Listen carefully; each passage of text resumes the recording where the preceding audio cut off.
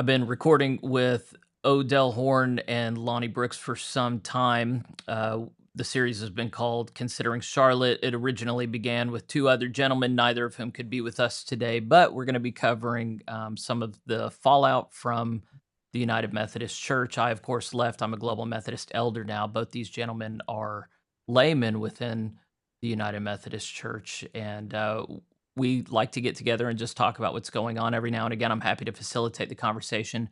Most recently, all of the constitutional amendments that were passed at Charlotte last year were adopted, as annual conferences around the world did pass the margin for adoption. So both Odell and Lonnie have had thoughts on this, both of whom are going to share their thoughts, and then we'll have a conversation about the implications for this and how it is that you and your church might rightly pray over these things and respond to these things. So, with that in mind, in case you don't know Lonnie, this is Lonnie Brooks, and this is Odell Horn. And Odell was going to start us off this morning.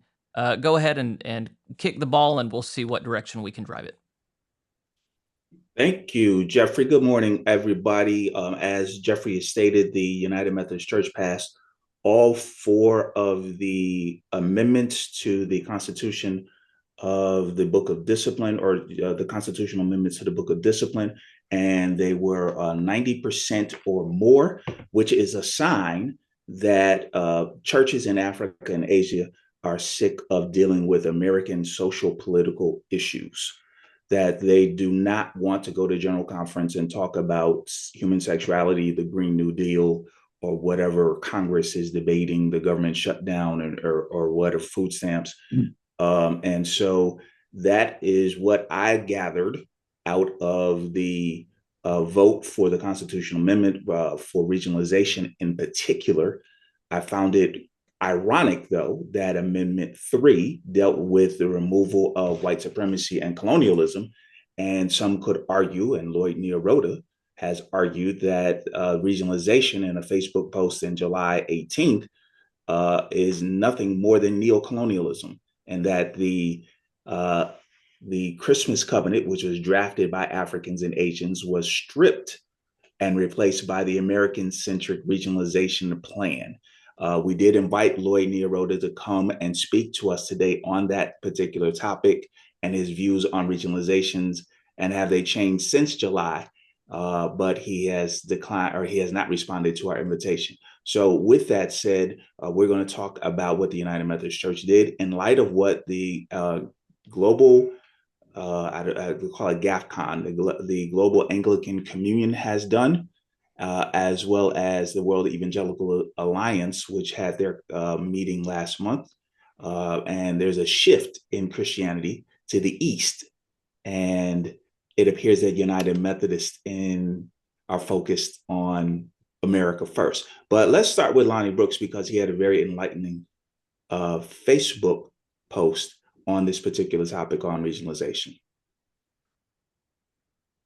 Thank you very much, Odell and Jeffrey. Thanks for hosting us for this conversation. I'm looking forward, especially to hearing what Odell's got to share with us. But I'm pleased to begin with a sort of a review or summation of the post that I put up right after the announcement that the regionalization amendment adopted at General Conference had been affirmed, ratified, as it were, by the members of the annual conferences. I was not surprised, by the way, that the regionalization amendment was approved, and I'd stated so here in a previous conversation here, that I expected that it would be. In fact, I, however, was, I would say, astounded that it was adopted by the overwhelming vote that it was. It was well over 90%, but in several cases, 92% of the members of the annual conferences had voted to ratify this and go forward with regionalization, which means in kind of a short and all too inadequate summary, but nevertheless somewhat applicable. It's simply a method by which the different regions of the church are empowered to make decisions that will be particularly appropriate to their culture, history, and circumstances in that region. And they may be different from what will be adopted in other regions of the church. This is an authority, by the way, that is not new for the regional conferences that will be created out of and entirely coincidental with the existing central conferences, which is the church outside the United States. It'll be a new thing for the United States to have this authority because previously it's been limited to the central conferences. And that leads me to my first cautionary point that I make about what are the problems with the regionalization. And by the way, I should precede that comment by saying that I have historically been a supporter of regionalization, and I've submitted proposals to General Conference in the past, either personally or by authorship for others to submit that would have regionalized the church in one sense or another. However, I had and expressed clearly objections to this particular form of regionalization, and those objections that I had still obtain, and I should tell you what they are. First of all, the United States will be the only region that will also have jurisdictions. And that is a huge problem. In fact, it was acknowledged as a problem by those at General Conference who were most vociferous in support of the adoption of regionalization.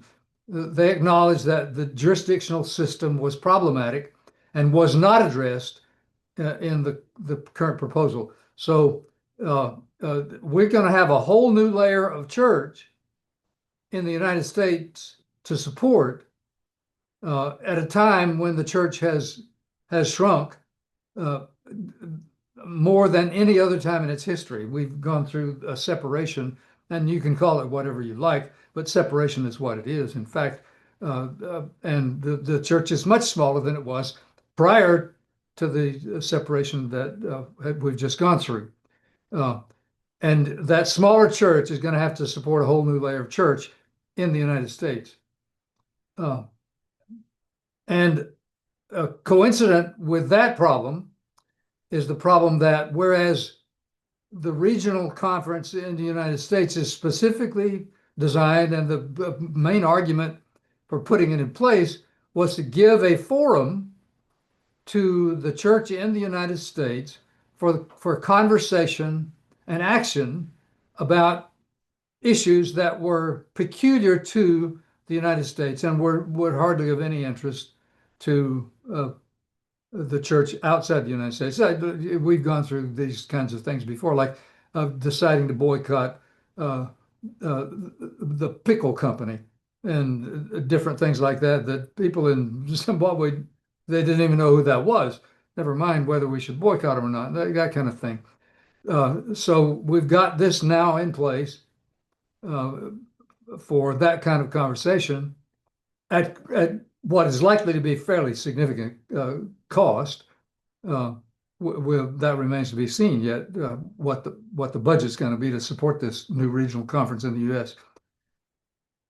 But at the same time, the other side to lament about that is that Africa will now be divided into several regions that are coincident with the central conferences. They will go away, so there won't be this extra layer of church there. However, it leaves unaddressed the fact that there is no forum that is created for the Africans to have a Pan-African conversation about their issues, which are no less important and peculiar to that region speaking of Africa as a whole, as we will have now in the United States. So I think that's a significant drawback for this plan that is now in place for us to live into. We've got an additional problem in my judgment, and there are others who address this as well. So I'm not alone in this. But the episcopacy and its worldwide nature is totally unaddressed in this plan for regionalization. And in my judgment, as long as our episcopacy remains a worldwide entity, and that any bishop elected anywhere is a bishop of the whole church, is and will be an ongoing problem. It will not mean very much for an annual conference, or not a regional conference, excuse me, to adopt measures that are peculiar to its cultural circumstances, if there is a reality that they might be presided over by a bishop elected somewhere else. A bishop elected to serve in the Western jurisdiction of the United States could well be assigned to be the bishop in, you name it, Cote d'Ivoire, Zimbabwe, South Africa, anywhere else.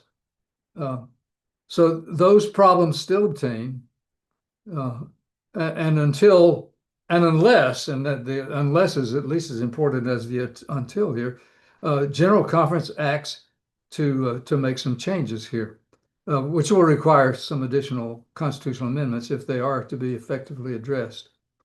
I have one real misgiving that I did not express in the Facebook post that I've been reviewing for you here, and that is I have a fear, and I think it's a well-grounded fear, that because of the overwhelming vote to accept regionalization, despite the fact that many in leadership in Africa, in the United Methodist Church in Africa, have expressed some serious misgivings about some of these points that I've mentioned.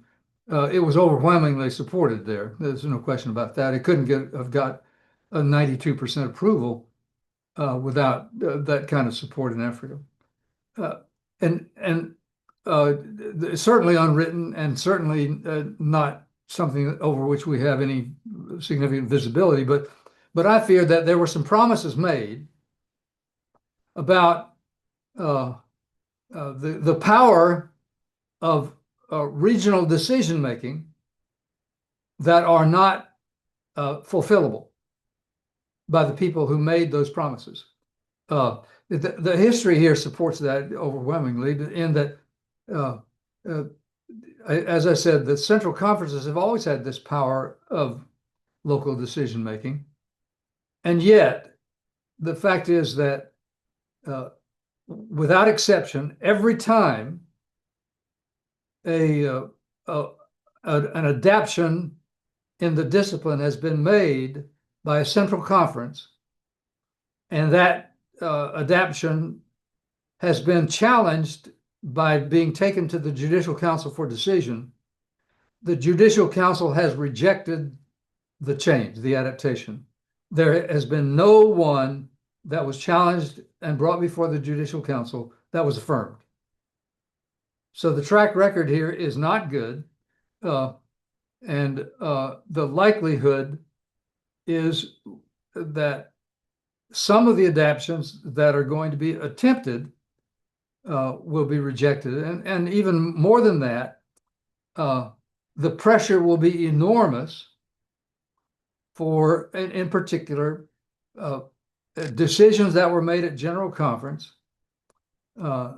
on human sexuality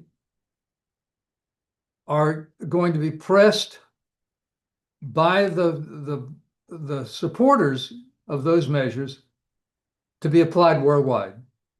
And I'm not guessing about that. I know that for sure. That is going to be the goal for those who support full inclusion at all levels of the church, to apply that worldwide. And the folks who likely made promises to our African brothers and sisters, and probably also the Philippines, that they would be free to maintain their current position on those issues, will not be able to sustain those promises.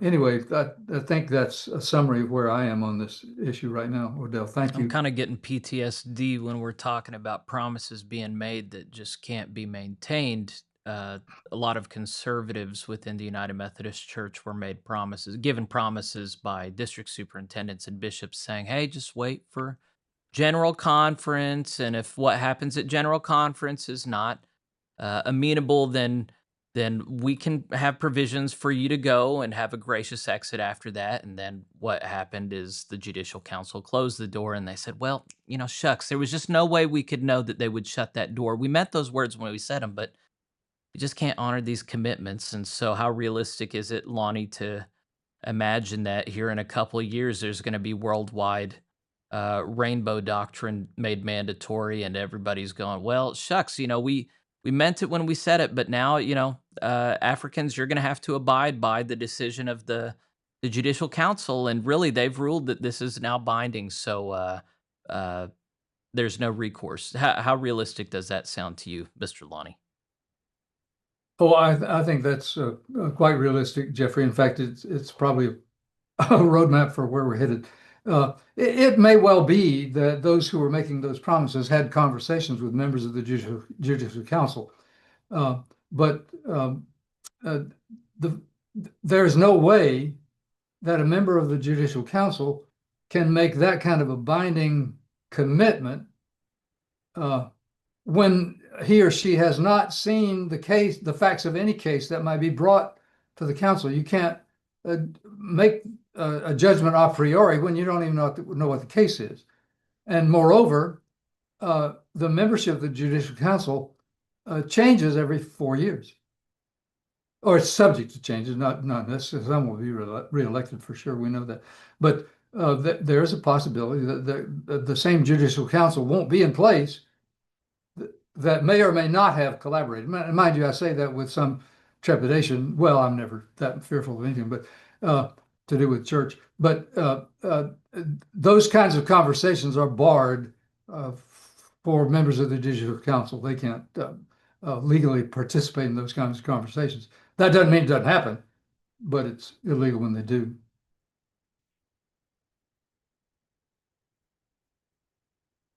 Odell, where do we go from here, brother? That was a lot, Lonnie. I appreciate that. And your analysis is very good. I am sort of, I don't know. I see clearly that Lonnie is correct in that decisions will be made with the purpose of advancing anything but traditional voices in the United Methodist Church. And let's be clear, the 2024 General Conference was about preventing the Africans from taking over the United Methodist Church, protecting the assets of the United Methodist Church. And same-sex marriage was used as a wedge issue. And as a result, some of our brothers and sisters in Liberia, as well as, and Lonnie is absolutely correct about being bishops of the entire church. After the death of John Yambasu, Warner Brown was appointed the bishop in the Liberia Annual Conference, Sierra Leone. Sierra Leone, yeah. Annual Conference. There were there were no retired African bishops to replace John Yambasu, that we had to bring Warner Brown from California to be the bishop of Sierra Leone. This regionalization plan um, is going to cause some problems with our brothers and sisters in Africa, like it did in the African Methodist Episcopal Church when they were bringing American bishops over to West Africa, and the West Africans say, we can appoint our own bishops. We have qualified, intelligent people to lead the church, and so the United Methodist Church is getting ready to face a backlash of American bishops being appointed to Africa, just like the African Methodist Episcopal Church did. And so we'll see what happens with that. But there also will be this backlash as our brothers and sisters in the Anglican Communion have decided to break away from and reject the authority of the Archbishop of Canterbury, and they'll be meeting in, I believe, Nairobi Lagos, Nigeria, in March of next year, and it's called GAFCON. And GAFCON is the Global Communion of the Fellowship of Conservative churches within the Anglican Communion. And they just rejected the authority of the Archbishop of Canterbury, who is Sarah Malali, who is an advocate for same-sex marriage. And the first crack in that, there's been several cracks, but the most recent crack was that the Church of Wales has adopted same-sex marriage, or the blessing of same-sex unions, in the Church of England. And that was a rift in GAFCON. And so GAFCON has declared themselves to be the Global Anglican Communion. And so this is where the church is headed. They have essentially rejected the Anglican Communion, and GAFCON has taken over the Anglican Communion. And so we'll see how this works out, but they'll be meeting in March to set the plans for establishing how they're going to structure the Global Anglican. It's called the Global Anglican Future Conference. That's what GAFCON stands for. And so they'll be meeting in March in Lagos, Nigeria, to establish authority. And basically, they're wrestling it away from the Archbishop of Canterbury. Additionally, the Just World real Evangel- briefly, Odell, if you guys haven't seen it, I just recently put out an interview with Jeff Walton of the Institute for Religion and Democracy, who is an Anglican and has a lot of inside information about how all this works globally. And so we talked about these phenomena and how it mirrors a lot of the anxieties of Methodism, and these dynamics between trying to reclaim biblical faithfulness over against liberalizing impulses in the church. So if you guys or anyone listening to this today are interested to hear a more nuanced, what you did, there was nothing false in what you said, but it's just a nuanced picture. So if people want to hear more about that, they can find that recently published by me. So go back to what you were saying. No, thank you for that, Jeffrey, because GAFCON met in Jerusalem, I believe, in 2018, and to establish some boundaries within the Anglican Communion. And the Africans are very, very active in leadership in GAFCON, which you do not see in the United Methodist Church. Let me make sure that I'm clear on that. There are 13 boards and agencies in the United Methodist Church, and there are 0 Africans in leadership. Well, Odell, something I was wanting to say when Lonnie was talking, and now I just want to put it to you.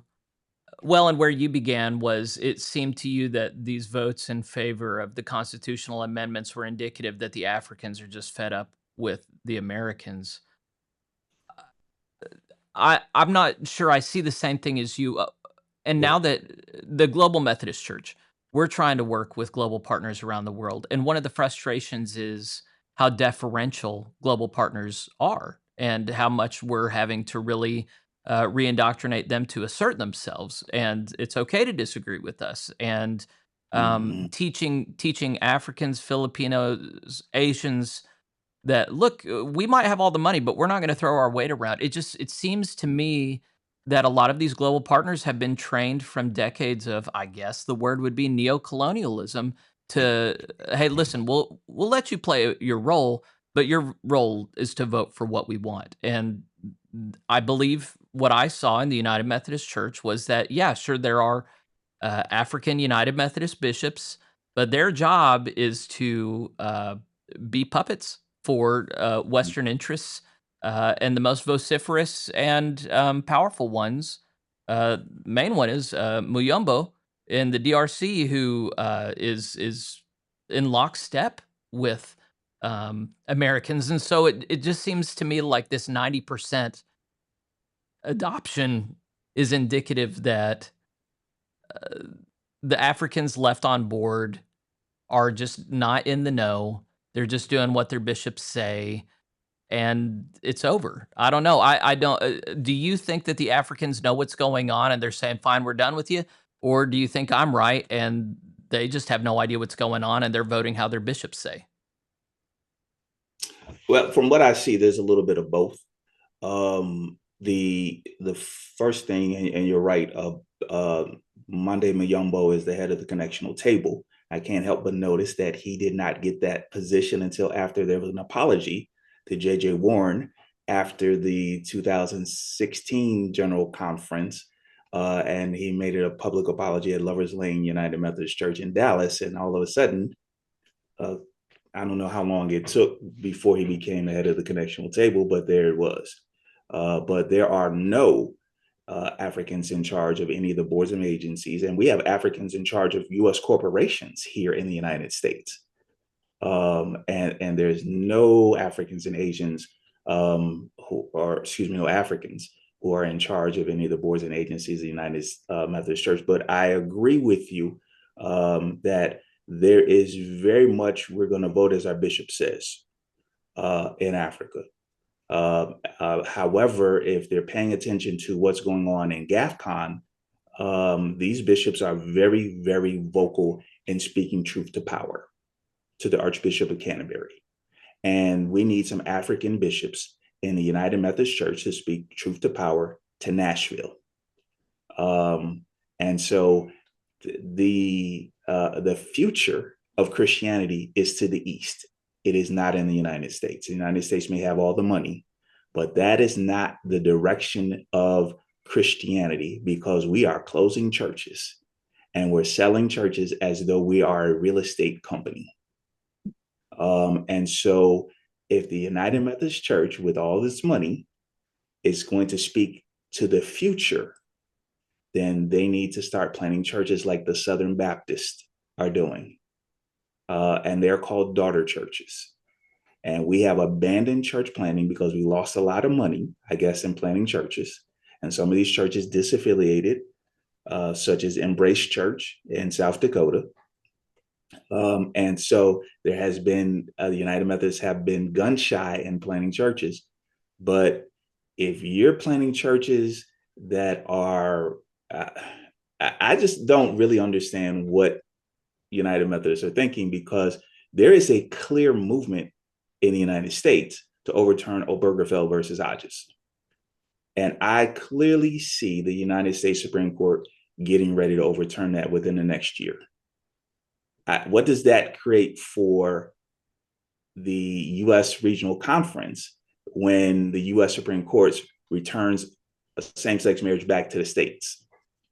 Because I can tell you, in Georgia in 2006, same-sex marriage was voted down. So you're sympathetic to this notion that recently there was an opportunity to overturn Obergfell and it was turned down by every single member of the Supreme Court. The theory among many has been that the case wasn't strong enough, and they're just waiting on another case to come that will more easily overturn it. Let's anticipate there are going to be. I think the going theory under Bishop Tracy Malone is y'all are on the love train now. You're going to have your love train gathering next year, and the whole world is going to see that y'all are on the right side of history. And there's going to be a revival of lefty progressive lovebirds in the United Methodist Church in North America because y'all have taken your bold stand on the right side of history. That's a very different picture than what you just painted, which is Christianity is on the wane in the West. The future of Christianity is in the East. So do you think that Malone et al. Are just in denial, or do you think perhaps they are more realistic than they seem to me?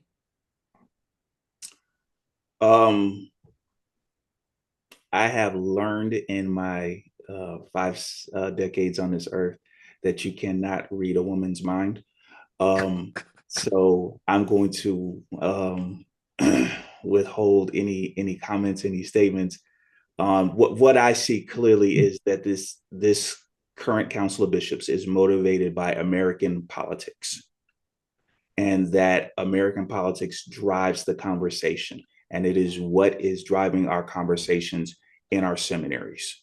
And anything dealing with the European Enlightenment is what is the canon of the United Methodist Church. And anything that challenges the European Enlightenment will be challenged. And so the values of the European Enlightenment, science, is something that if you disagree with some of the scientific findings on same-sex relationships, as well as sexual identity and gender, sexual orientation and gender identity, then you will be ostracized in the United Methodist Church.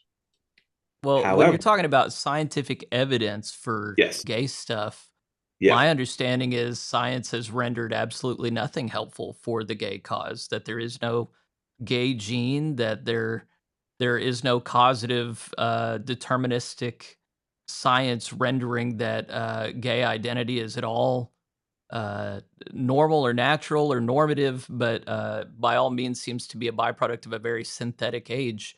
Are you familiar with science that I'm not?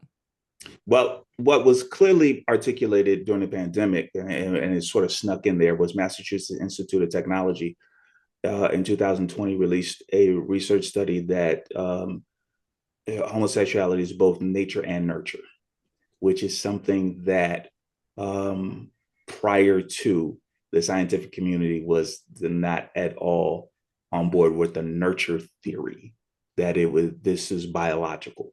And so that is what many folks in the academy believe. Not the MIT study, but that homosexuality is natural.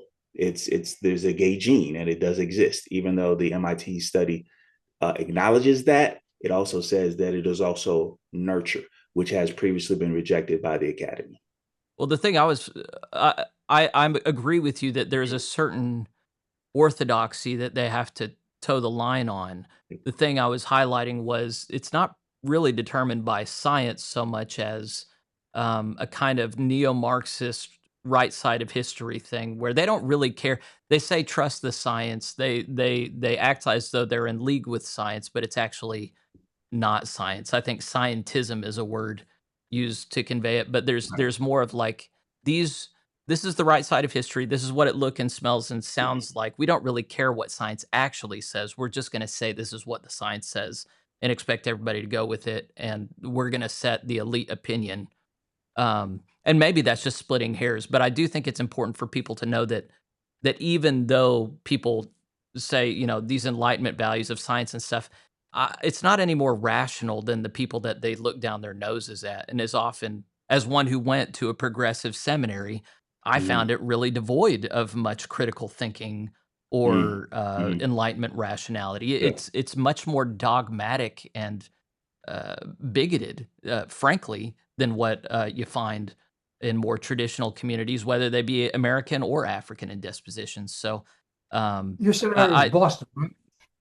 yeah, I went to Boston University School of Theology, and I'll happily, at every turn, just say how unimpressed I was with the level of scholarship commonly practiced there. I think it's embarrassing how profound people find liberal theology. It's empty. It's got nothing. So I'm of the mind, Odell, that you're right that the future of Christianity is to the east. I think the Christian faith is much more interesting where when you let the old truth speak in the present rather than create. It feels to me like they just worn old Christianity around as a skin suit in the United Methodist Church. They don't really care what it's about. Anyway, I've talked enough. Yeah, I'm gonna take myself off, and you get back on whatever train you were on, brother.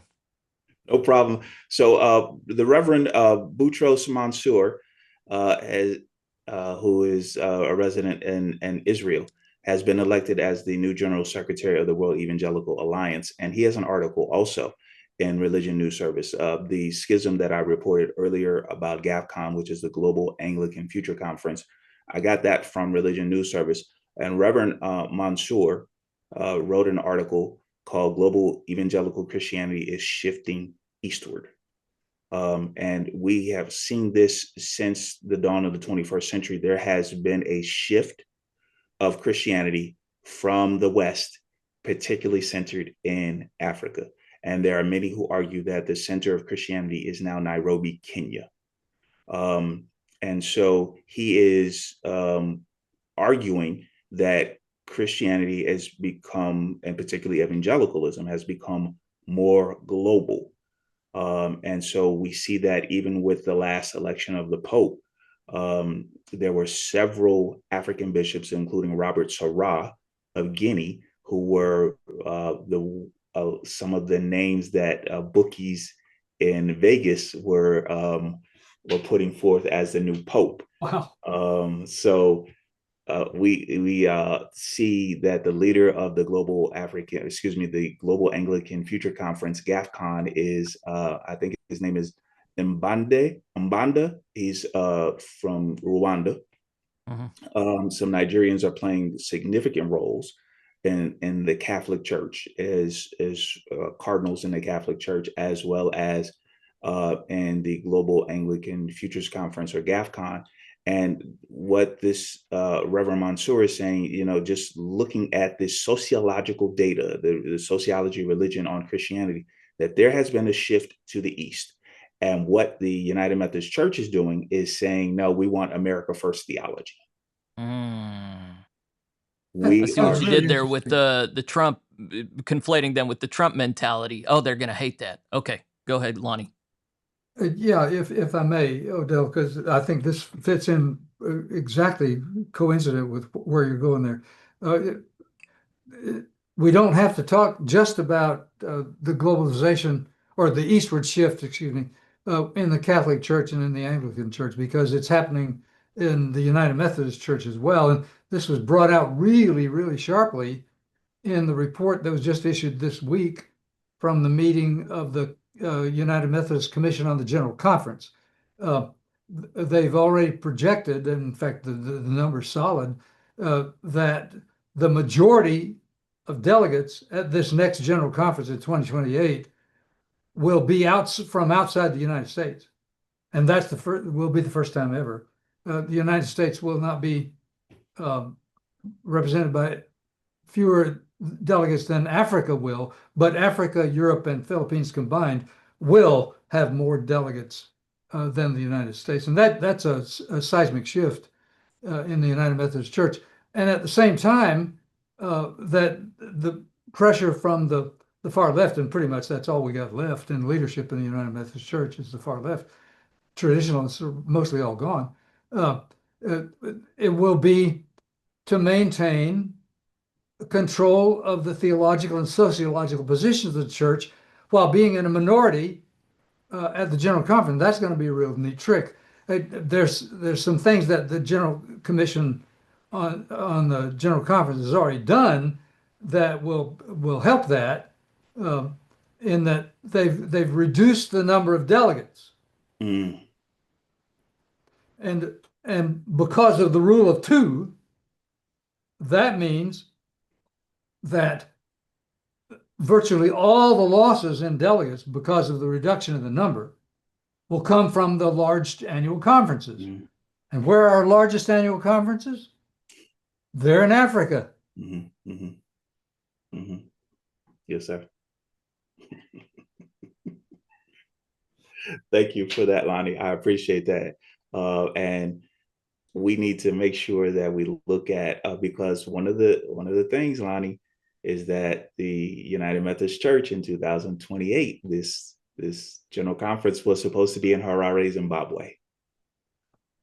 There you go. That's another. Well, we can stop this move by the commission. This may not be intentional, and mind you, my position on the people involved in this is that there isn't anybody at work in the United Methodist Church in leadership and those of us who follow as well now, who don't have the best interests of the church in mind. Right. That's almost absolutely top to bottom.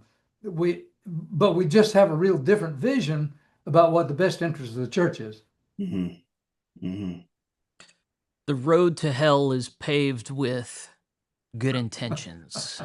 So I just don't think that holds much currency. It's not hard to have good intentions. One of the concerns that I think the United Methodist Church would be wise to have, and I say this as an outsider now, the Global Methodist Church is trying to host a number of global gatherings, not least of which our General Conference next year.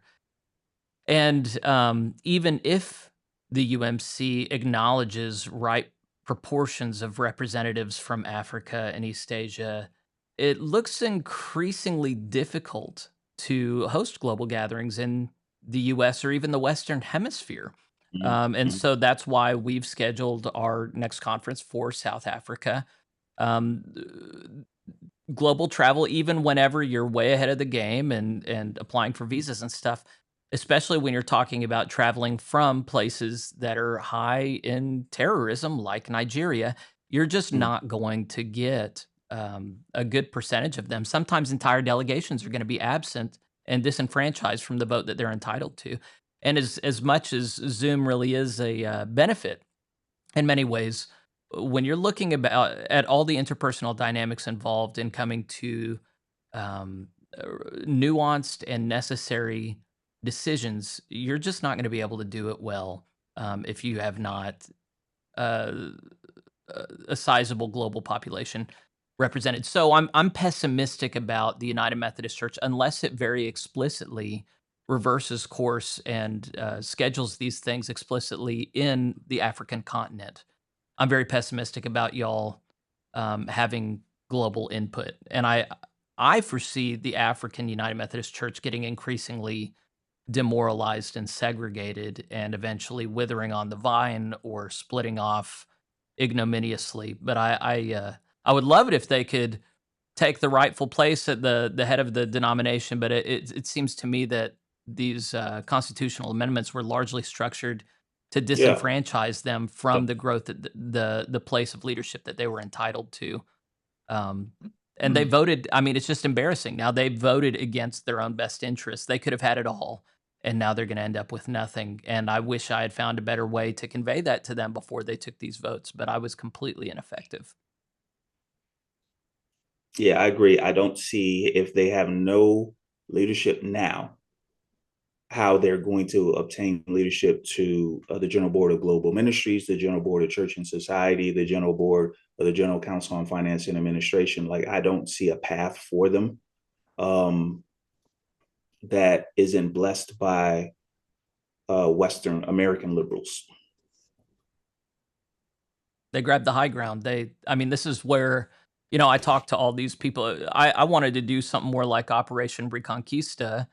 Traditionalists had the numbers, had the money, but we did not have the high ground. And so all of the conservative leadership that I talked to, they said, you're right in theory, but they have all the high ground. We're holding none of the cards that matter. The game is over.